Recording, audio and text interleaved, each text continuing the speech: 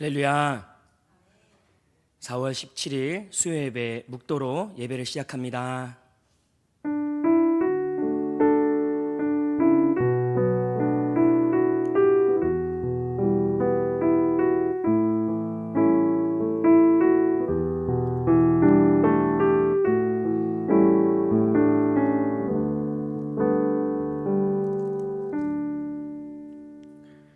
그러므로 하나님의 전신갑주를 취하라. 이는 악한 날에 너희가 능히 대적하고 모든 일을 행한 후에 서기 위함이라. 아멘. 하나님 감사합니다. 오늘도 우리에게 예배를 드릴 수 있게 예배 특권을 주시니 감사합니다. 사랑하는 우리 성도님들, 현장과 유튜브로 참석하시는 모든 우리 예배자들을 예수의 보혈로 주님께서 덮어주시고 또 하나님을 만나는 이 귀한 예배 될 수 있도록 성령이여 함께하여 주시옵소서. 감사하며 우리를 사랑하시는 예수님 이름으로 기도합니다. 아멘. 우리 찬송가 259장 찬송하겠습니다.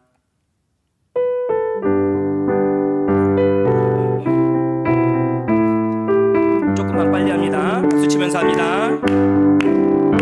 예수 십자가의 흘린 피로써 그대는 씻기어 있는가. 더러운 죄 이해하는 능력을 그대는 참지 않은가. 예수의 보혈로 그대는 씻기어 있는가. 마음속에 여러 가지 죄악이 깨끗이 씻기어 있는가. 주 예수와 함낮으로 늘 함께 그대는 행동을 하는가. 아무 때나 어디서나 그대는 십자가 붙들고 있는 예수의 피, 예수의 보혈로 그대는 씻기어 있는가. 마음속에 여러 가지 죄악이 깨끗이 씻기어 있는가. 주님 예수 다시 올 때 그대는 영접할 예복이 있는가. 그대 몸은 거룩한 곳 천국에 들어갈 준비가 된 예수의 보혈, 예수의 보혈로 그대는 씻기어 있는가. 마음속에 여러 가지 죄악이 깨끗이 씻기어 있는 모든 죄에 더러워진 예복을 주 앞에 지금 다 벗소서. 샘물같이 솟아나는 보혈로 눈보다 더 길게 씻으라. 예수의 보혈로 그대는 씻기어 있는가. 마음속에 여러 가지 죄악이 깨끗이 씻기. 예수의 보혈, 예수의 보혈로 그대는 씻기어 있는가. 마음속에 여러 가지 죄악이 깨끗이 씻기어 있는가. 아멘. 우리 함께 예배를 위해 기도했으면 좋겠습니다.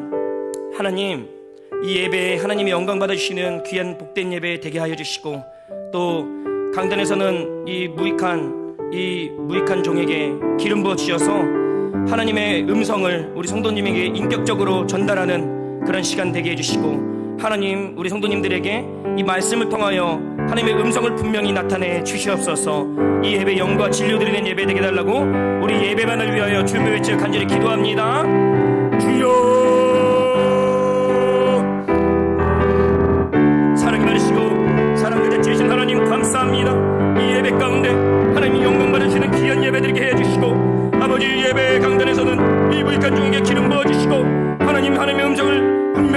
되는 그런 메시지 되게 하여 주시며, 우리 성도님들에게 인격적으로 하나님 말씀하옵소서. 아버지 말씀하여 주시고 분명하게 말씀하여 주셔서 아버지 주의 재림, 주의 나타나심을 사모하는 그런 우리 귀한 성도님들, 멸류관을 받는 우리 성도님들 되게 하여 주시옵소서. 이 시간 예수 그리스도의 보혈로 덮어주시고 하나님 우리가 드리는 예배가 영과 진리로 드리는 예배 되게 하여 주시옵소서. 하나님 감사합니다. 이 예배가 영과 진리로 드리는 예배 되길 간절히 바라오니 하나님 이 시간 왕이신 예수님 오셔서 이 예배를 받아 주시옵소서. 흠양하여 주시옵소서. 감사하며 우리를 사랑하시는 예수님 이름으로 기도합니다. 아멘. 우리 말씀 같이 보겠습니다. 우리 디모데 후서 4장 8절 우리 한 절입니다.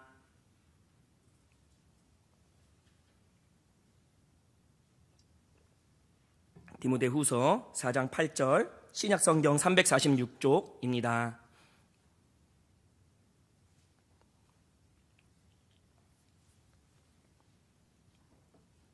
신약성경 346쪽 디모데 후서 4장 8절입니다.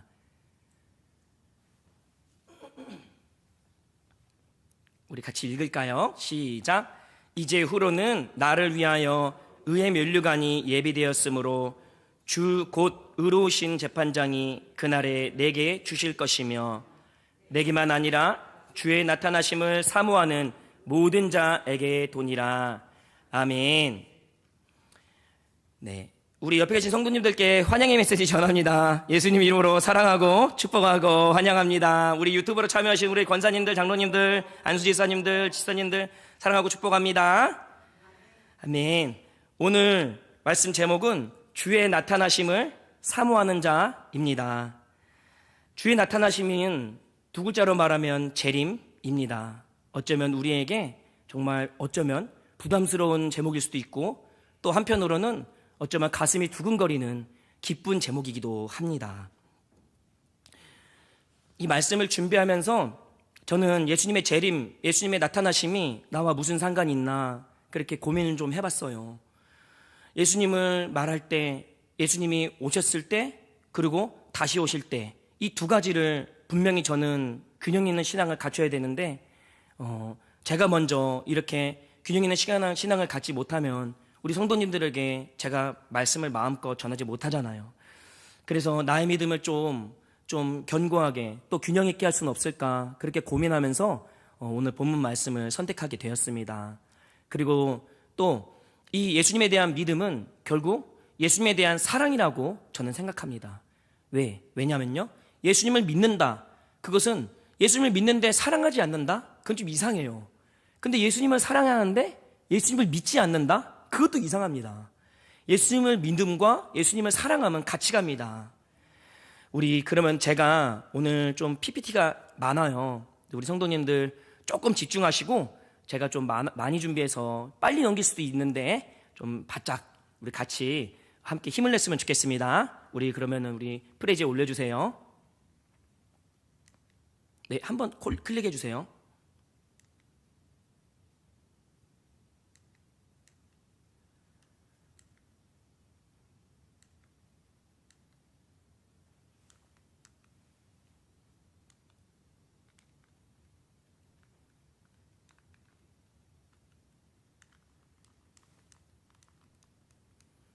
방금 전에 확인했을 때 됐는데 다시 또 안 되네요. 네, 우리 그럼 목사님께서 넘겨주실래요? 네. 그리고 클릭해 주시면 돼요. 거기를, 가운데를. 네. 그럼 목사님께 부탁드립니다. 제가 이렇게 하면은 넘겨주시고, 그리고 화면으로 전환해달라고 따로 말씀드릴게요. 이렇게 하면 넘겨주세요. 네. 우리 오늘 본문 말씀 전절입니다. 우리 같이 합니다. 나는 선한 싸움을 싸우고 나의 달려갈 길을 마치고 믿음을 지켰으니. 오늘 본문 말씀 전에 바울이 이렇게 말합니다. 선한 싸움을 다 마치고 달려갈 길 마치고 믿음을 지켰다. 그리고 오늘 본문 말씀이 시작됩니다. 같이 합니다. 이제 후로는 나를 위하여 의의 면류관이 예비되었으므로 주 곧 의로우신 재판장이 그날에 내게 주실 것이며 내게만 아니라 주의 나타나심을 사모하는 모든 자에게 도니라. 아멘.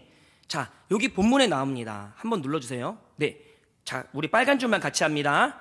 주의 나타나심을 사모하는 모든 자. 네. 예수님의 재림을 사모하는 모든 자에게 무엇을 주신다고 그럴까요? 오늘 본문 맨 위에 보면은 5글자입니다. 의의 면류관을 주신다고 합니다. 예수님의 재림을 사모하는 자에게 의의 면류관을 주신다. 오늘 말씀을 잘 들으시고 그리고 믿으신 다음에 또 나중에 천국 가셔서 의의 면류관 받으시는 우리 사랑하는 성도님들 되시길 예수 이름으로 축복하고 기도합니다. 아멘. 우리 빨간 줄만 같이 할까요? 산자와 죽은 자를 심판하러 오시리라. 우리 매주 주일날 우리 이 부분을 하잖아요. 그죠?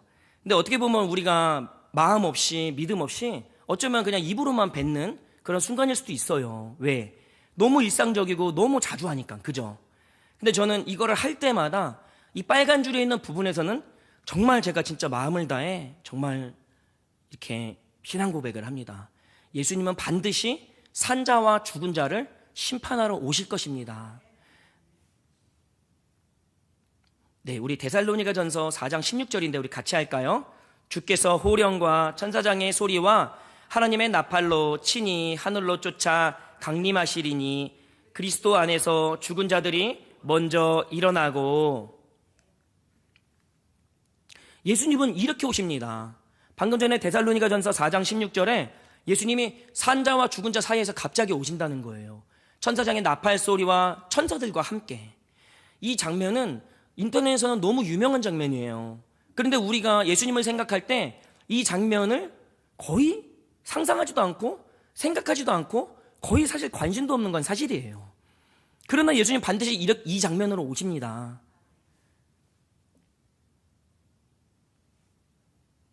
네. 그리고 더 가까이 확대하면 구름 타고 오십니다. 이렇게 천사장의 나팔 소리와 많은 천사들과 함께 그리고 구름 타고 오십니다.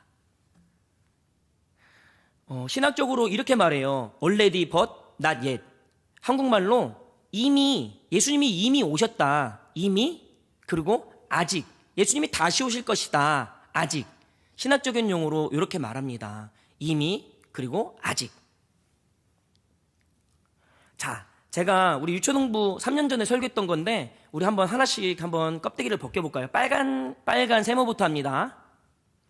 네, 창조가 있습니다. 이게 뭐냐면은 성경이에요. 성경. BC 4000년 그리고 0 예수님 오시는 거 그리고 AD 2000년간 성경을 제가 지금 통째로 우리 짧게 요약하는 장면입니다. 창조는 내리면 뭐가 될까요? 창세기입니다. 또 이스라엘 넘겨주세요. 네, 그리고 이스라엘의 역사는 넘겨주시면 역사서입니다. 우리 여호수아부터 그리고 역대기하까지 쭉 갑니다. 그게 이스라엘의 역사서에 다 들어갔다 있는 거예요. 자, 예수님이 오신다 하는 거 그게 뭘까요? 예언서입니다. 특별히 이사야서에 나와 있죠. 예수님 오신다고. 자, 가운데 이 성경의 정중앙에 누가 있냐면 예수님이 계십니다. 거기에 예수님이 현재형으로 진행되는 복음서가 있어요. 거긴 예수님이 정말 살아계시는 음성으로 말씀하고 계십니다. 그리고 예수님 오셨어, 예수님 오셨다 그렇게 외치는 장면이 있어요. 뭘까요? 사도행전입니다. 자, 그리고 또 교회의 시작이 나타납니다. 교회의 시작. 사도행전 이후로부터 있는 서신서, 바울서신 그리고 공동서신. 자, 그러면 우리 끝에를 좀 볼까요? 자, 우리 여기 뭐라 써 있냐면 종말, 지구의 끝이라고 써 있습니다. 창세기부터 종말까지 지구의 끝까지, 지구의 시작과 끝까지 기록되어 있는 이 세상에 있는 책은 유일한 책, 성경입니다. 성경이에요. 이거는 너무 놀라운 사실이에요. 어떻게 창조와 종말이 기록되어 있을까? 자, 종말이 기록되는 점은 계시록입니다. 제가 위에다가 네모를 했는데 자, 저긴 뭘까요? 우리가 지금 창조와 종말까지부터 우리 위치를 이 성경 안에서 찾아야 돼요. 어딜까 과연? 자, 넘겨주세요. 자, 현 위치는 뭐냐면 요한계시록과 서신서들의 사이에 있습니다. 다시 오신다. 계시록에 종말이 기록되어 있으니까 예수님의 다시 오신다는 것은 바로 계시록 전에 있다는 것이에요. 그럼 우리 집중해서 이스라엘의 역사부터 쭉 가볼까요? 이스라엘. 저 왼쪽에 약간 칼을 뒤집어 놓은 것처럼 보이는 거 있죠? 저기가 이스라엘입니다. 그리고 이스라엘 안에 있는 노란색 그 부분은 예루살렘, 지금으로는 블레셋, 팔레스타인이 지금 갖고 있는 서한 지구예요. 지금 싸우고 있는 가자 지구 말고 서한 지구가 저렇게 노란색이 되어 있어요. 근데 저거는 현대 이스라엘이고, 그리고 고대 이스라엘은 저 노란 부분이 이 칼 모양으로 되어 있는, 거꾸로 된 칼 모양으로 되어 있는 이스라엘 부분에 편입되어 있습니다. 자, 이스라엘에서 복음이 어떻게 전진됐을까요? 예루살렘 교회에서, 그리고 시리아 안디옥으로 갔고, 안디옥에서 로마, 그런 다음에 어디로 갔어요? 유럽으로 갔습니다. 이것이 교회의 시작입니다.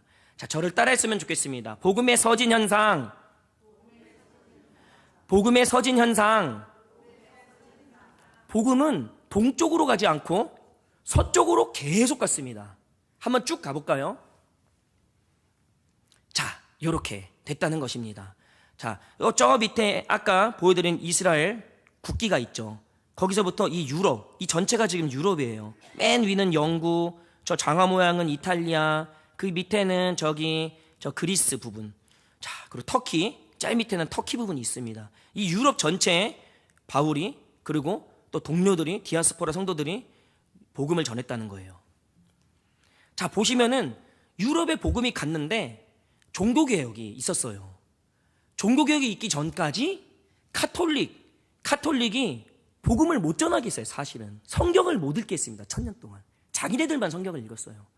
그래서 종교개혁으로 카톨릭의 박해가 있기 전까지 1000년 넘게 복음이 유럽에만 머뭅니다. 유럽에만.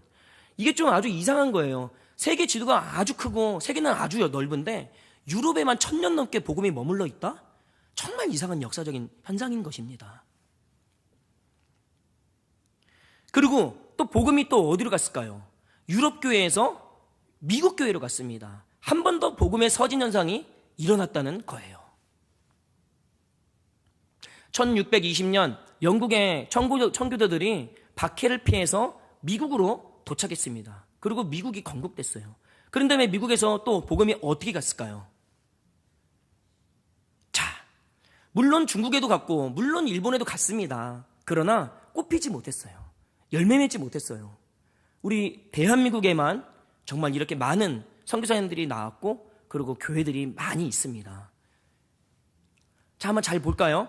일제강점기 시기쯤에 미국, 영국, 호주, 캐나다 이 4개국 선교사님들의 한국 선교가 있었어요. 이때까지만 해도 전 세계에서 가장 못 사는 나라, 꼴등에서 두 번째로 못 사는 나라였어요. 그리고 선교사님들이 학교와 병원, 교회를 세웠습니다.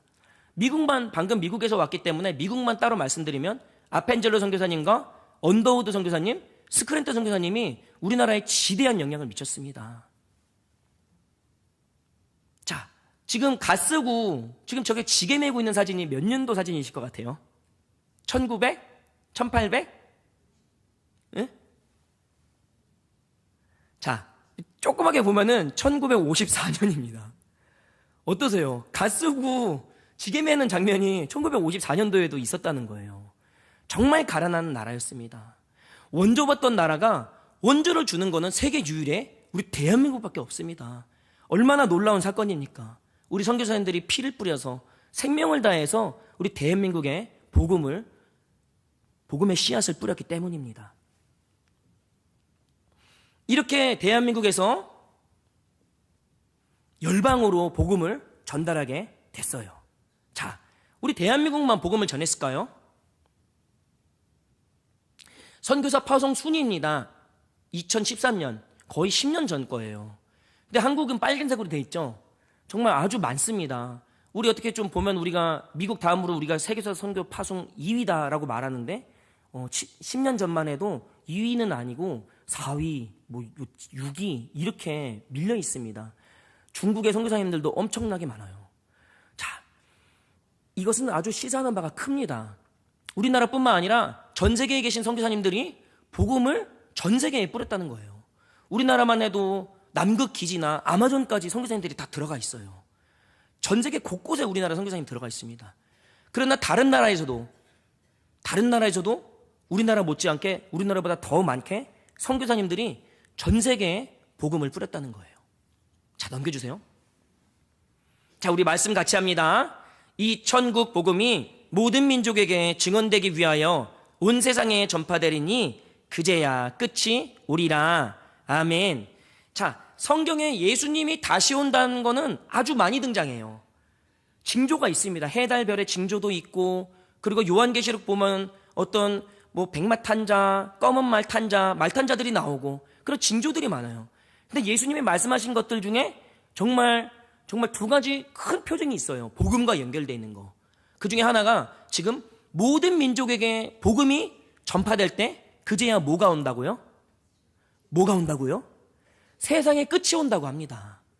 이 말씀을 세대주의다 이렇게 해갖고 종말론주의자다 이렇게 말하는 분들도 있어요. 제가 볼 때는 아주 미련한 것입니다. 왜? 말씀에 이렇게 기록되어 있기 때문에. 예수님이 이렇게 말씀하셨으면 이렇게 된다는 것입니다. 천국 복음이 모든 민족에게 증언되면, 온 세상에 전파되면 그제야 뭐가 온다고요? 끝이 온다는 것입니다.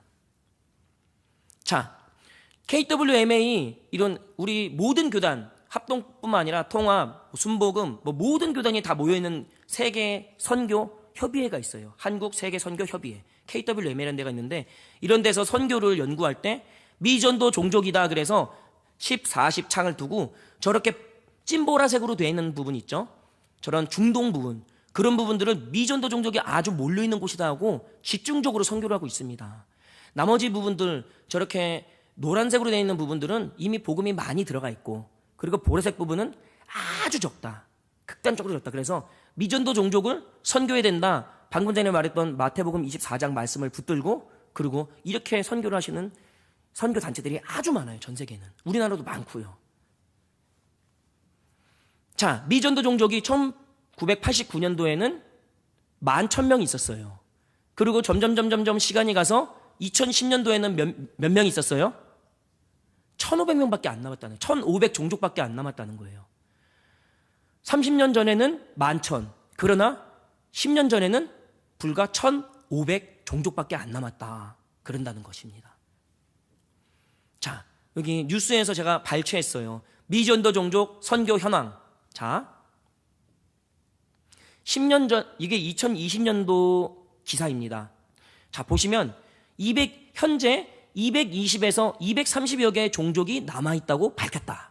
그리고 이 중에 100개 넘는 종족이 인도에 몰려있다. 그렇게 말해요. 그러니까 한마디로 이미 성경 번역은 거의 다 돼 있고, 그리고 복음도 다 전했다. 거의 그 말입니다. 2020년도에 200개밖에 안 남았다.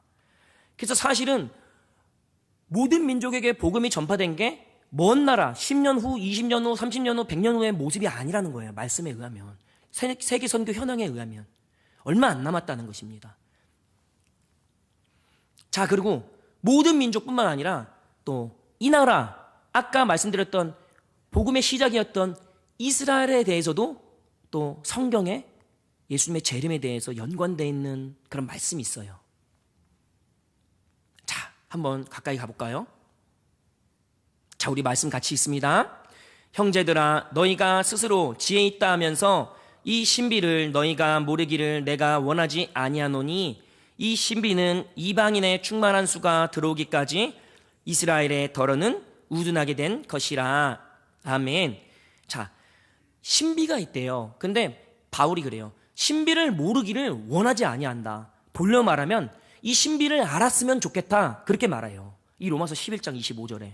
그럼 빨간 줄이 이 신비입니다. 뭐냐면 이방인들, 이스라엘 사람들 말고, 유대인 말고 이방인들이 충만한 수가 차면은, 그러면 그때 돼서야 이스라엘의 우둔한 사람들이 돌아온다. 이 뜻입니다. 그러니까 이방인의 충만한 수가 차기 전까지는 이스라엘은 우둔하다. 한마디로 예수님 믿지 않는다. 그때까지는. 돌려 말하면 이스라엘 사람들이 예수님 믿는 조건은 모든 민족에게 복음이 전파된다. 이방인들에게 충만한 수가 전한다. 그때 되면 이스라엘이 회복되고 이스라엘이 우둔한 거에서 나오게 된다. 이 말입니다. 자, 이스라엘은 특별한 나라입니다. 예수님이 태어나신 나라이고요. 예수님은 이스라엘 사람입니다. 그리고 예수님은 십자가에 죽인 나라가 이스라엘입니다. 그리고 구약 성경의 주인공인 나라입니다. 시대의 징조를 잘 봐야 돼요. 이스라엘은 AD 70년에 나라가 없어졌어요. 나라가 없어졌는데 1948년 8월 15일 우리나라 광복절과 동시에 이스라엘도 나라가 동시에 생겼습니다. 약 1900년간 나라가 없었어요. 1900년간. 그러나 똑같은 나라, 같은 민족, 같은 언어, 같은 문화, 같은 종교, 이 나라가 1900년 만에 다시 생겼다는 거예요. 우리나라로 따지면 삼국시대 이전, 고려, 조선, 삼국시대 이전, 고조선 나라가 다시 건국된 거예요. 이 한반도에 건국됐다 생각해 보세요. 이거는 하나님의 역사하심 아니면 이거는 도저히 생길 수가 없는 것입니다. 왜? 로마서 11장 25절에도 나와 있는 말씀과 연결되어 있기 때문에. 자, 그러면은 제가 두 가지 표징을 보여드렸어요. 모든 민족에게 복음이 전파되는 것과 또 하나 이스라엘이 회복되는 것. 이 두 개가 지금 거의 다 성취됐다입니다.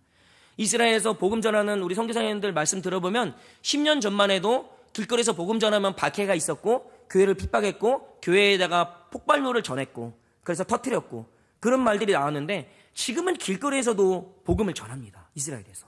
그리고 이스라엘 사람들이 직접 예수 믿으러 교회로 옵니다. 지금은. 이스라엘의 이 영적인 기류가 완전히 바뀌었다는 거예요.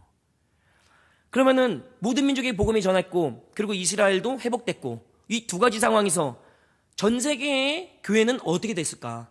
우리에게 복음을 전해준 교회들과 그리고 또 이제 막 복음을 믿기 시작한 그런 교회들, 제가 두 가지로 전 세계 교회들을 추려봤습니다. 자, 1번입니다. 제가 같이 읽습니다. 자, 시작. 수백 수천 년간 예수 믿은 나라들, 대한민국에 복음을 준 나라들의 상황, 타락. 자, 수백 수천 년간 예수 믿은 나라들입니다. 우리 예수 2대 믿고 3대 믿고 4대 믿고 이러면 막 되게 복 받는 것처럼 우리 믿는 그런 미신적인 신앙이 있잖아요. 우리 안에도. 근데 저 지역에는 3대 4대가 아니라 수백 대를 믿고 있어요. 근데 이 나라들이 복 받는 게 아닙니다. 잘 보셔야 됩니다. 아까 제가 복음을 전했던 복음이 서진됐다고 말씀드렸어요. 3번이나. 그 나라들을 한번 볼까요? 자, 100년 전 우리에게 복음을 전해준 미국 상황입니다.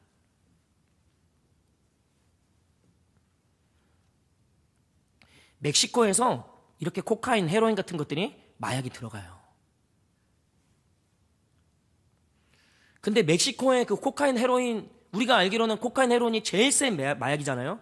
근데 이거보다 수천 배는 싸고 수천 배는 센 그런 마약이, 신종 마약이 생겼어요. 펜타닐. 중국이 미국을 무너뜨리려고 작정하고 미국에 밀수를 하는 마약입니다. 이 마약이 옛날에 우리 담임 목사님도 요거를 말씀해 주신 적이 있어요. 설교 가운데. 이게 지금 어떤 상황이 됐냐? 이렇게 마약을 먹고 이렇게 사람들이 이렇게 된다는 거예요. 청년들이. 길바닥에서 피 뽑고 약 먹고 그렇게 좀비처럼 생활하고 있다는 거예요. 이 두 가지 장면으로만으로도 너무 충격적인 그림입니다. 더 이상 보여드릴 필요가 없는 그런 아주 충격적인 모습이에요. 자, 우리 미국은 우리나라에 복음을 전해준 나라일 뿐만 아니라 전 세계에서 가장 많은 선교사들을 파송했고 그리고 복음으로 무장되어 있는, 대통령이 되면 성경에다가 손을 얹는 그런 귀한 나라예요. 근데 이 미국이 지금 어떻게 됐냐? 자, 2021년만 해도 1년에 몇 명이 죽었어요? 11만 명, 약 11만 명이 죽었다는 거예요. 그러니까 이거는 공식적 집계이지 비공식적 집계로 말하면 더 많은 사람들이 죽어간다는 거예요. 마약을 일상적으로 합니다. 정말 위험한 건 나라예요. 정말 하나님 눈에 얼마나 사랑스러운 나라일까요, 미국이. 그러나 이렇게 많은 사람들이 죽어간다는 거예요. 저는 이 장면을 보고 너무너무 울었어요. 지금도 죽어가는 그 미국의 정말 마약으로 죽어가는 청년들, 또 사람들 얼마나 불쌍할까. 미국뿐만이 아닙니다. 유럽도 봐야 됩니다. 2000년간 예수님을 믿었고 100년 전 우리에게 복음을 전해준 유럽의 상황입니다. 자, 유럽의 지도들이에요. 자, 저기서 이제 줄로 발레하는 거예요. 저게 무슨 운동이에요. 발레 중에 하나인데 이렇게 줄로 발레하는데 저 장소를 잘 보셔야 돼요. 자, 여기 어딜까요? 뭐를 아시죠? 자, 여기 지금 여태까지 보여준 사진들이 다 어디냐면 교회입니다. 교회가 팔리고 교회를 이런 스포츠 센터들이, 그리고 무슬림들이, 그리고 또 술집, 나이트 클럽들이 이 교회를 산다는 거예요. 자, 우리 말씀을 한번 볼까요? 같이 읽습니다. 내가 이것을 알라. 말세에 고통하는 때가 이르르니 고통하는 말세가 오리니. 같이 읽습니다. 배신하며 조급하며 자만하며 쾌락을 사랑하기를 하나님 사랑하는 것보다 더하며, 말세에 고통할 때에 쾌락 사랑하기를 하나님보다 더 사랑하기 때문에 이런 현상들이 생기는 것입니다. 교회가 텅텅 비고 그 교회를 이슬람 사람들이, 혹은 술집, 또 마약을 하는 클럽들이 교회를 사서 거기서 쾌락을 즐긴다는 거예요. 왜? 쾌락 사랑하기를 하나님 사랑보다 더하는 그때, 말세의 때이기 때문에. 자, 이곳이 교회입니다. 제가 유럽의 교회를 보여드렸는데 사실 대한민국도 똑같이 클럽이 교회를 사고, 신천지가 교회를 사고, 하나님의 교회가 교회를 사고, 심지어 불교까지 교회를 지금 사고 있습니다. 현재 인터넷에 뒤지면 너무 많은 사진들이 나와요. 우리에게 복음을 전해준 이 미국과 유럽의 옛날에 우리는 3대, 4대, 5대만 돼도 되게 위대한 것처럼 생각하지만 수십 대, 수백 대를 신앙을 이어온, 수백 년, 수천 년의 그 신앙을 이어온 이 유럽 교회, 미국 교회들이 이렇게 타락하고 있다는 것입니다. 자, 그러면 우리 2번입니다. 다른 교회들의 상황을 보여드릴게요. 우리 같이 읽습니다. 이제 막 예수 믿기 시작한 나라들 상황, 핍박. 자, 우리 기독교인을 죽이는 이슬람 상황을 한번 보여드릴게요. 아까 이스라엘 사진 보여드렸죠? 그 이스라엘에서 유럽으로 갔는데, 유럽으로 가지 않고 동쪽으로 가면은 바로 이 나라들이 나와요. 초승달 모양의 이슬람 국가들. 자, 국민일보 기사입니다. 나이지리아 올 한 해에만 최소 4천여 명의 기독교인 순교. 저 누워있는 저분들이 다 시신들인 거예요. 순교자들. 한 해에 4,000명. 나이지리아에서만. 이 장면은 아주 유명한 장면입니다. 이집트 분들인데 코트교도 우리하고 똑같이 예수님 믿는 분들이에요. 이들이 해변에서 21명이 목을 그냥 따였습니다. 칼로. 이것을 이들은 영상으로 찍어갖고 생중계를 하고, 그리고 또 전 세계에 이 영상들을 다 뿌리고 다녔어요. 예수 믿으면 너희들 이렇게 돼, 이렇게. 이게 나이지리아와 이집트의 상황만 보여드리는 게 아니에요. 지금 이슬람에서 사역하시는 분들이 다 이런 두려움 가운데, 그리고 이런 믿음 가운데 신앙을 하고 계신다는 거예요. 성도님들, 그리고 선교사님들. 이슬람 사람들이 지금 얼마 전에 500만 명 유튜버가, 그 이슬람 유튜버, 우리나라 사람인데 이슬람 유튜버가 지금 인천에 땅을 사갖고 인천에다가 무슬림 예배당, 그러니까 모스크를 건립한다고 지금 그래요. 지금 홍준표 대구시장은 지금 이슬람을 되게 감싸고, 그리고 이슬람 그 모스크를 건립하는데 찬성하고 있습니다. 그 대연동인가 거기. 아주 지금 위험한 상황이에요, 우리나라도. 자, 그러면 중동의 옆에 있는 중국을 한번 볼까요? 한반도와 붙어 있어서 정말 일본처럼 가까운 나라예요, 중국. 그러나 진짜 무시무시한 나라입니다, 이 나라도. 지금 이게 교회들의 현실인 거예요. 십자가를 지금 불태우고 크레인으로 십자가를 지금 다 뽑고 있는 장면입니다. 그리고 교회를 폭발물을 설치해서 교회를 박살내고 있어요. 이런 상황에서 이 정부는, 그러니까 공산당들은 어떻게 하냐?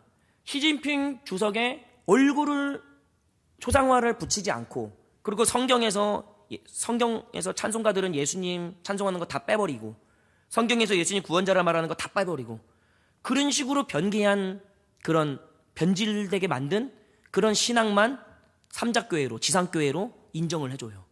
그거를 인정 안 하는 교회들은 지하교회로 들어갑니다.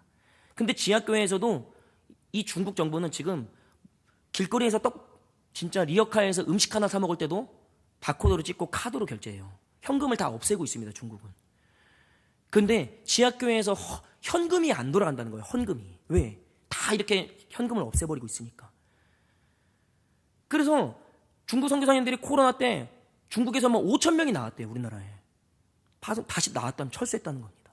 그리고 제가 알고 있는 중국에서 온누리교회에서 그냥 지하교회 온누리교회에서 파송된 그냥 일반 평신도 집사님인데 이분도 철수했어요, 한국으로.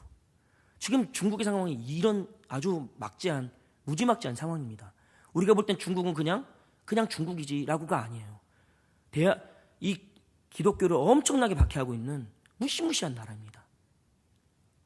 근데 이 안에서 지하교회인들이 약 1억 명이 있다는 거예요. 1억 명. 뚜껑을 딱 덮었어요. 그래서 정말 예수님 못 믿게 했지만 지하교회에서 어둠에서 콩나물이 자라듯 지금 1억 명의 성도들이 지하교회 생활을 하고 있다는 거예요. 저도 약 7년 전에 지하교회로 단기 선교를 간 적이 있는데 정말 앞사람 뒷사람 아무도 모르게 조심조심하게 들어갑니다. 그리고 지하교로 뺑뺑뺑뺑 돌아가고 지하로 들어가면 정말 모든 성도님들이 다 울면서 예배를 드려요. 이렇게 폭파하는 그런 중국의 현실입니다. 자, 여기는 중국의 위쪽에 있는 만주 지역 쪽이에요. 그리고 이런 장면들은 중국 만주 지역뿐만 아니라 베이징도 있고, 이런 장면이 뭐냐, 영사관 대사관 그런 데에다 이 탈북민들이 저 선만 넘어가면 그러면 바로 탈북할 수 있어요. 저긴 치해법권이기 때문에, 중국법이 적용하지 않기 때문에. 그래서 이 엄마가 애기는 집어넣은 거예요, 어떻게든. 그래서 애기는 못 건드려요. 못 끄집어냅니다, 저 중국 공안들이. 근데 엄마는 못 들어가요, 막혀갖고. 저 탈북민이 저기만 들어가면 바로 탈북할 수 있어요. 우리나라로 올 수 있습니다. 근데 못 들어간다는 거예요. 애기는 울고 있다는 거예요. 저게 바로 중국의 현실인 것입니다. 그리고 어떡합니까? 탈북민들을 저렇게 포승줄에 묶어갖고 얼굴에 가려갖고, 문재인 정부 때도 그랬잖아요. 우리 탈북민을 그냥 저렇게 얼굴 뒤집어 써갖고 그 북한에다 북송시켰잖아요. 그리고 사형당했다고 합니다. 근데 저거는 아주 양반적인 그런 북송 장면이에요. 저건 재현하는 장면입니다. 진짜로는 어떻게 하냐면은 손을 합장을 시킨 다음에 쇠 있죠, 쇠, 그 철사, 그걸로 양쪽 살을 뚫어요. 예수님 십자가 못 박듯 뚫어요. 그런 다음에 뒷사람에게 연결해요. 그리고 그 사람을 또 뚫어요. 그렇게 해서 줄줄이 비엔나처럼 철사로 연결시킵니다. 그리고 북송시켜요. 이런 장면은 공항에서도 발견되는 아주 유명한 말들입니다. 목격자가 너무 많아서 셀 수도 없는 장면들이에요. 자, 여기가 중국이고, 그리고 또 한 번 더 가까이 들어가 볼까요? 이제 북한입니다. 자, 성경을 소지했다는 이유로 공개 처형됩니다. 출처가 어디죠? 국민일보예요. 저 은석교 오기 전에 탈북민교회 3년 동안 있었잖아요. 거기 담임 목사님 사모님이 집에서 어느 날 서랍을 딱 열었는데 성경이 똑같아 가지고 나왔대요. 그래서 이거 뭐지? 그분은 예수님 믿기 전이었으니까. 그래서 성경을 딱 읽는데 이거 진짜 너무 신기하고 하나님이 믿겨진다는 거예요. 그래서 믿었대요.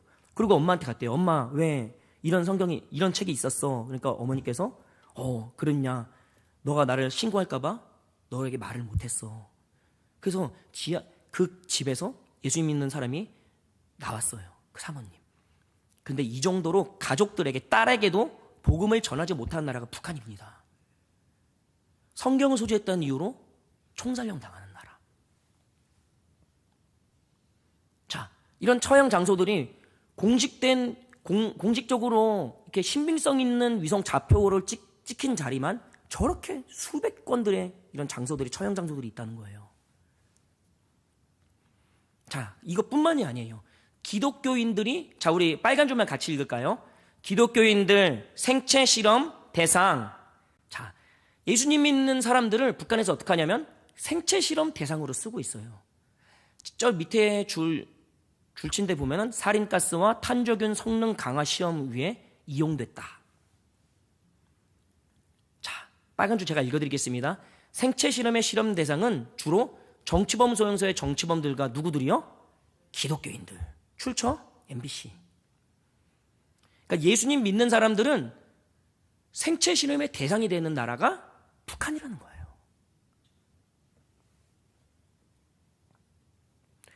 여기 미생물 연구소에서 이 과학자가 USB를 들고 탈북을 했어요. 그 USB 안에 이런 자료들, 공식적 북한의 자료들이 밝혀졌습니다. 지금 북한에서 예수님 믿는 사람들은 지금 이런 상황에 처하고 있다는 거예요. 생체 실험의 대상이 되고 있고, 딸에게도, 사랑하는 딸에게도 아들에게도 전도를 못하는 상황. 그게 북한이라는 것입니다. 예수님 믿는 사람들을 잡아 넣는 곳, 그 감옥을 정치범 소형소라고 불러요. 북한은 이 정치범 소형소를 이렇게 많이 운영하고 있어요. 태영호 공사가 이렇게 말했어요. 옛날 전 국회의원이죠. 태영호 전 공사가 이 정치범 소형소의 기독교인들이 10만 명 이상 있다. 그리고 지하교인들이 북한에 30만 명, 40만 명 가량이 있다. 그렇게 말을 했어요. 예수님 믿는데 만약에 잡혔다. 그럼 이 정치범 소형소로 들어가는데 대한민국에서 감옥 들어갔다가 중국에 감옥 들어가신 분이 말해요. 대한민국 감옥은 호텔이다. 너무 편하다. 왜? 중국 감옥이 너무너무 힘드니까. 근데 중국 감옥을 들어갔다가 북한 감옥을 들어가신 분들이 말하기를 중국 감옥은 호텔이다 그래요. 왜? 북한 감옥이 너무너무 심하기 때문에. 북한 감옥에 계신 분들보다 더 깊이 더 말도 안 되는 곳이 바로 저 정치범 수용소입니다. 저기는 진짜로 뱀이 없어서 못 먹고 쥐가 없어서 못 먹어요. 탈북민들 저기서 나온 분들 보면은 쥐를 진짜 없어서 못 먹었다고 말해요. 그리고 저기서 시신이 나오잖아요. 시신에서 시신이 썩으면 구데기가 나오잖아요. 구데기를 먹어요. 그거라도 안 먹으면 죽기 때문에. 울면서 그런 거를 간증합니다. 성도님들이. 정치범송에 있어서 어린아이 때부터 여기서 컸다가 그리고 커서 탈북한 청년이 있어요. 근데 이 청년이 간증한 장면입니다. 자기의 등을 보여주면서 자기가 이렇게 불고문 당했다고 7살 때. 불을 끓는데 불에다가 어떻게 해요? 불만 하는 것이 아니에요. 배에다가 정육점에서 쓰는 그 쇠 갈고리 있죠? 그걸 찍어갖고 못 움직이게 합니다. 이게 지금 북한에 예수 믿는 사람들이 당하는 현실이라는 거예요. 그래서 전 세계에서 기독교 박해지수를 1위부터 50위까지 오픈도어 선교회가 이렇게 말해요. 근데 이 11위부터가 아니라 1위부터 10위까지만 보면 좀 공통점이 있죠. 2위에서 10위까지가 어느 종교를 믿는 나라일까요? 2위에서 10위까지. 이슬람 사람들이에요. 이슬람 사람들. 2위에서 10위가 이슬람 사람들이 거의 20년간 거의 독식하고 있어요. 거의. 인도가 가끔 나오고 그러지만. 근데 마찬가지로 20년 동안 기독교 박해지수 거의 절대적으로 1위가 어디예요? 북한이에요. 지금 22년간 한 번 빼고 북한이 1등 했어요. 한 번 빼고. 그러니까 북한의 기독교 박해지수는 전 세계 1위인데 말도 못하는 그 하나님을 대적하는 그 귀신과 정세와 권사가 있다는 거예요. 20년 이상 세계 기독교 탄압 국가 1위 북한입니다. 저기서 저 김정일과 김일성을 믿지 않으면 그러면 정치본선서 집어넣고 예수님을 믿으면 정치본선서 집어넣는 나라가 바로 북한이에요. 모든 2천만 명의 이 백성들이 국민들이 저 우상숭배를 해야 돼요. 한마디로 김일성 신 그리고 김정일 신을 믿어야 돼요. 저 주체사상은 종교입니다. 왜? 영생탑이라고 있어요. 거기 뭐라 써있냐면 저 김일성으로부터 영생이 온다고요. 사회적 지적 영생이 온다 그래요. 영생. 영원한 생명이 온다고 합니다. 종교 집단인 거예요. 종교 나라인 거예요. 북한은. 하나님을 대적하는 나라인 거예요. 이렇게 지하교회에서 예수님을 숨죽여 예배드리고 있어요. 정말 찬양 소리도 못 나오게. 그리고 또 만약에 목사님이 잡히면은 목사님만 고문시키면 성도님들 다 걸리잖아요. 그러니까 목사님이 어떻게 하냐? 우리 한상원 장로님에게만 1대1로 예배드리고 그리고 집에 가고 문고사님한테만 간 다음에 1대1로 예배드리고 또 집에 가고 이런 식으로 1대1 예배를 드리고 있어요. 지금. 왜? 잡히지 않게 하기 위해서. 목사님만 고문 받지 않으면 성도님들 다 안전하기 때문에. 저 나라가 지금 북한의 현실입니다. 자, 그럼 제가 크게 보여드렸어요. 두 가지 나라로. 복음을 전했던 2000년간 복음을 믿었고 또 여태까지 복음을 믿은 나라들, 그 나라들은 거의 다 타락했고, 그리고 또 최근에 믿기 시작했지만 말도 못하는 예수님을 믿는 사람들을 죽이는 나라, 교회를 부시는 나라들이 또 있다는 거예요. 그래서 타락과 핍박이 있다는 겁니다. 자, 그럼 우리 대한민국, 우리 성도님들과 저의 현실입니다. 자, 우리 말씀을 같이 읽을까요? 나는 선한 싸움을 싸우고 나의 달려갈 길을 마치고 믿음을 지켰으니. 자, 신앙, 전 세계의 추세는 딱 두 가지밖에 없었어요. 타락과 핍박. 선한 싸움을 싸웠다는 것은 바로 핍박이 있는데도 끝까지 선한 싸움을 싸웠다는 것입니다. 예수님 잘 믿고 뜨겁게 믿다 보면은 많은 오해를 받고 정말 많은 손가락질을 받게 돼요. 진짜로. 근데 바울이 끝까지 달려갈 길을 마치고 뭐를 지켰어요? 믿음을 지켰다는 거예요. 그리고 오늘 본문이 시작됩니다. 자, 같이 합니다. 이제후로는 나를 위하여 의의 면류관이 예비되었으므로 주 곧 의로우신 재판장이 그날에 내게 주실 것이며 내게만 아니라 주의 나타나심을 사모하는 모든 자에게 도니라. 아멘. 자, 여기 주의 나타나심은 현현 강림이라는 거예요. 바로 재림입니다. 근데 사모하는 모든 자, 이 사모가 뭐냐면 아가파오, 사랑입니다. 사랑. 그러니까 이거를 돌려 말하면은 예수님의 재림을 사랑하는 자, 예수님의 재림을 사랑한대요. 전 예수님의 재림 사랑해요. 너무너무 뜨겁고 너무너무 불길같이 타고 제가 순교를 당장하고 이렇게 사랑하지 못할 수는 있어요. 그러나 전 예수님의 재림을 사랑합니다. 우리 성도님들, 제가 여쭐게요, 마음으로. 예수님의 재림 사랑하십니까? 감사합니다. 우리 성도님들 의의 면류관 받으시길 바랍니다. 바울이 죽도록 그렇게 선교하고 나서 나는 의의 면류관 받아, 그렇게 말했어요. 우리가 볼 땐 바울이면 당연히 의의 면류관 받아야죠. 그 정도의 신앙이 있는데. 그런데 놀랍게도 예수님의 재림을 사랑하는 사람들도 바울과 같은 이 의의 면류관 받는다는 것입니다. 놀랍지 않습니까? 재림을 생각할 때 우리는 예수님이 오시기 때문에 우리가 빨리 회개를 하고 또 심판이 오기 때문에 빨리 회개를 하고, 그래서 예수님이 오시기 때문에 빨리 우리가 죄 씻음을 받고 우리가 막 부들부들 떨고 예수님을 준비하고. 저는 여태까지 그렇게 설교했었어요. 죄송합니다, 우리 사랑하는 성도님들. 그런데 이번 설교로 인해 기쁨이 있게 되었습니다. 옛날에 제가 많이 간증했죠? 우리 화면으로 바꿔주세요. 제 얼굴로. 제가 어렸을 때 우리 아버지 예수님 믿기 전에 아버지로부터 많은 아픔이 있었을 때, 그때 제가 이런 일이 있었어요. 예수님 믿기 전이고 수십 년 전이니까 우리 성도님들 우리 아버지 정죄하지 마세요. 간증입니다. 네. 아버지 차 소리를 100m, 200m에서 들어도 누워서 알았어요. 누워 있다가 아버지 차 소리를 딱 들으면 아버지 차인 걸 딱 알았어요. 그래서 뭘 하든지 거기서 딱 바로 불 끄고 자는 척을 했었어요. 왜? 아버지 오신다는 말이 저에게는 공포였습니다. 그 당시에. 지금은 아버지 너무 사랑해요. 근데 그 당시에는 그랬다는 거예요. 어렸을 때는. 아버지 오셔? 난 너무 공포야. 빨리 불 끄고 자는 척. 근데 우리 예수님 다시 오신다를 우리 이렇게 생각하지 않나요? 예수님 다시 오는 게 막 공포인가요? 춤춰야 돼요. 예수님 다시 오신다는 것은. 저 이 설교를 준비할 때 저의 멘토 역할을 하시는 우리 목사님이 그런 말씀을 하셨어요. 사랑하는 딸이 나를 기다린다고. 그리고 나를 봐야지 잠이 들고 안정을 얻는다고.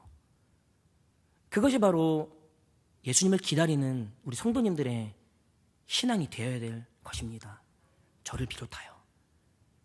그 사랑하는 딸이 아버지 오시면 평안을 얻는 것. 예수님이 재림하실 때 우리는 의의 면류관 받을 것입니다. 아멘. 제가 신대원 2학년 때 우리 교수님이 우리 전도사들한테 이 1대1 면담을 했었어요. 근데 면담에 그 면담 소리가 다 들립니다. 한 자리에 있었기 때문에. 근데 전도사님들마다 이렇게 교수님이 물어봐요. 전도사님은 꿈이 뭐예요? 비전이 뭐예요? 그러면 전도사님들이 다 그래요. 저는 우리 중고등부를, 우리 한국교회를 중고등부를 막 부흥시킬 것입니다. 우리 한국교회 제가 목숨 바칠 것입니다. 막 불타는 말들을 막 다 해요. 저도 그런 꿈이 있죠. 그러나 저는 그렇게 말하지 않았습니다. 저는 그렇게 말씀드렸어요. 저는 하루하루 깨어있는 거룩한 신부로, 깨어있는 신비로, 슬기로운 처녀로 준비되어 있다가 예수님 오실 때 거룩한 상태로 예수님 맞이하는 게 제 꿈입니다. 그랬어요. 그게 6년 전 말씀드린 면담 때 말했던 것입니다. 교수님이 되게 놀라시더라고요. 근데 저는 그 믿음을 변한 적이 한 번도 없어요. 지금도 예수님 재림을 사모하고 예수님 재림을 사랑해요. 그리고 매일매일 죄 씻음을 받고 매일매일 보혈로 덮여있는 삶을, 이 지성소의 삶을 누리고 그리고 사모하고 있습니다. 그런 믿음을 소유하고 계시는 우리 사랑하는 성도님들 되시기를 예수님 이름으로 축복하고 기도합니다. 아멘. 그러면 우리 짧게라도 우리 한번 말씀 보일러 덮어달라고, 열매 맺게 달라고 우리 한번 말씀을 붙들고 우리 주연배 외치고 짧게 우리 기도합니다. 주여, 하나님 감사합니다. 주의 나타나심을 사모하는 모든 자에게 바울과 같은 의의 멸류관 주신다는 이 디모데후서 4장 8절 말씀 주시니 감사합니다. 우리 현장과 유튜브로 참석한 모든 예배자들, 모든 사랑하는 성도님들에게 하나님 의의 멸류관 받게 하여 주시옵소서. 방금 받은 말씀들 예수 그리스도의 보혈로 덮어주시고 하나님 이 말씀들이 열매 맺게 하여 주시고 하나님만 영광 받아 주시옵소서. 주님 홀로 높임 받아 주시옵소서. 사단마귀 귀신이 이 말씀 훔쳐가지 못하게 하나님 말씀 열매 맺고 또 말씀이 열매 맺고 주님께 영광 돌리는 귀한 말씀으로 주님 인쳐 주시옵소서. 하나님 감사합니다. 아버지, 이 무익한 종이 예수님의 재림을 감히 전했습니다. 우리 사랑하는 성도님들 마음밭에 심겨진 이 옥토밭에 심겨진 귀한 말씀 보혈로 덮어주시고 열매 맺게 해주셔서 예수님의 재림을 사랑하는 모든 성도님들 되게 해주시고 그래서 예수님 오실 때 의의 멸류관 받게 하여 주시옵소서. 사탄마귀 귀신이 훔쳐가지 못하게 방금 받은 말씀들 주님 지켜주시고 천군천사로 지켜보호하여 주시고 열매 맺게 해주시고 주님만 영광 받아 주시옵소서. 감사하며 예수님 이름으로 기도합니다. 아멘.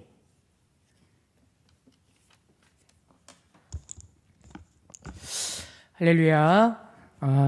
오늘 우리 강사님 설교를 들으면서 한편의 긴 또 특강을 듣는 것 같았고요. 그 PPT 하나하나 준비하는 게 이렇게 녹록지 않습니다. 기독교 선교 역사, 제가 또 선교대학원을 공부하다 보면 선교 역사를 공부해 보면 복음의 흐름을 알게 돼요. 그래서 많은 사람들은 이 시대를 향해서 말세지 말이라 라고 얘기합니다. 주님이 언제 오실지 모르지만 우리가 핍박이 사라진 시대 가운데 너무 이 세상의 평온함에 빠져서 주의 재림이 나와 거리가 먼 그런 개념이 아니라 늘 주의 재림을 사모하는 그러한 바울의 신앙을 소유한 우리 모두가 되길 소망합니다. 교회 소식 함께 나누겠습니다. 우리 다음 세대 세우기 일환으로 해서 우리가 기도카드를 준비했습니다. 근데 로비에 보니까 7개가 남아 있어요. 혹시 카드 안 가져가신 분 계세요? 수협에 나오신 분 다 가져가셨죠? 가져가세요. 그래서 이번 주일까지 하고 남은 거는 우리 교육자들이 나눠서 같이 기도하도록 그렇게 하겠습니다. 로비에 7개 남았으니까 혹시 필요하신 성도님들, 다음 세대를 위해서 기도하실 분들은 그렇게 기도해 주시면 좋겠고요. 어제도 밤에 보라매 공원에 갔다가 제 기도 후원자를 만났어요. 그래서 제가 이실 적고 했습니다. 내가 당신의 기도 후원자입니다. 그랬더니 예상을 했대요. 주일날 예배 때 내가 기도 후원자를 얘기하면서 본인을 봤대요. 나는 안 본 것 같은데 참 희한해요. 그래서 좋은 거잖아요. 그래서 정말 기도가 필요한 우리 다음 세대가 또 저 연결이 됐다는 것 때문에 너무너무 감사했습니다. 우리 다음 세대를 위해서 더욱더 관심 갖고 기도해 주시면 감사하겠고요. 어제 평양제일로에 잘 마쳤습니다. 이번 주 토요일 날 유초동부 야외 활동이 있고요. 우리 다음 주 목요일 날 권사의 주간 기도회가 있습니다. 위에서 우리 기도로 준비해 주시고 또 시간 되시는 분들은 함께 동참해 주시면 감사하겠습니다. 다른 강구는 주보를 참조해 주시기를 바랍니다. 오늘 우리 강사님 주신 말씀 기억하면서 찬송가 180장 우리 찬양하며 마지막 축도로 삶의 예배 현장으로 나아갑니다.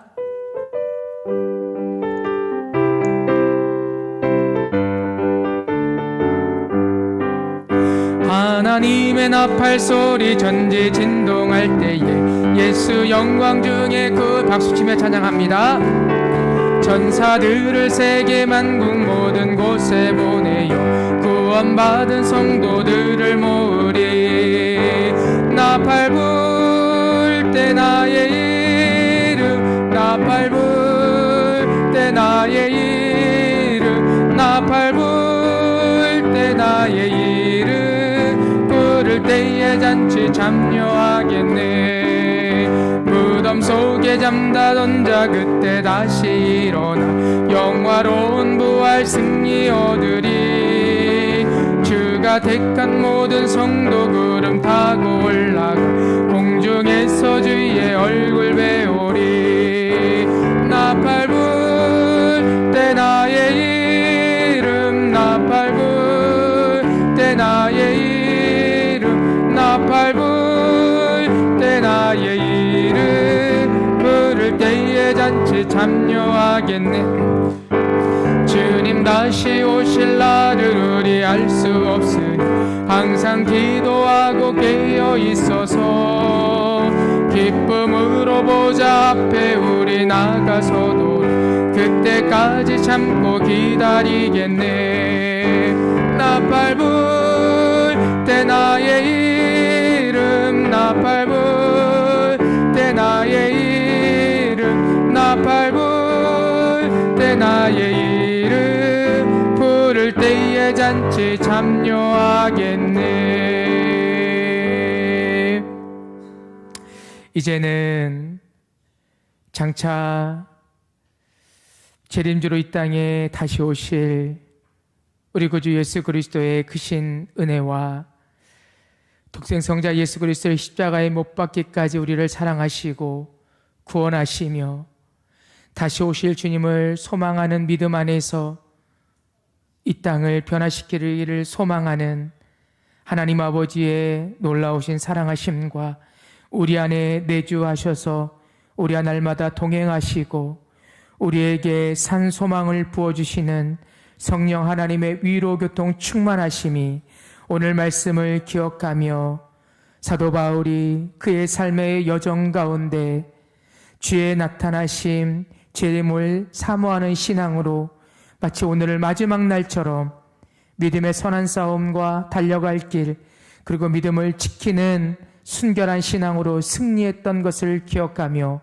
오늘도 동일한 신앙으로 하나님이 예비해 주실 의의 면류관을 소망하며 오늘을 순결한 정말 신앙을 가지고 살아가기를 결단하는 예배하는 주의 권속들 머리머리 위에 삶의 터전 위에 우리 귀한 다음 세대 은석교회 위에 환우들, 낙심자들, 장결자들 위에 이제로부터 영원토록 함께 있을지어다. 아멘.